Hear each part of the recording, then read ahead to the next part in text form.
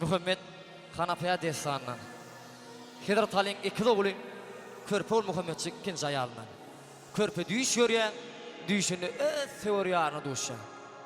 Körpeciler Muhammedçik içiden kalkıdan ruhsat alıp yolu rovan bolunun önünün iki dağıtı kapat geliyor.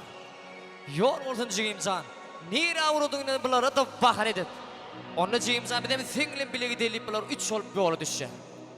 Bulan gidip başına, bulan bir yolu üçe bölünüyor. Daş birilerine yazlıklar. Gitse gelmez ne belli.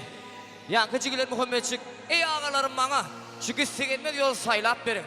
Men düşümde görün süyün yarımın, gitse gelmez yolduğunu anık göz getirdim deyittim. Gitse gelmez yol saylap alya. Yankı iki ağası, Cigimcan, sen gitse gelmez yol saylap alan olsan, sen yolun hoğup bulur, hatarılır, hedercek olun. Senin oğut havarlara karışacağız deyittim. 5 kelime söz diyor vallahi.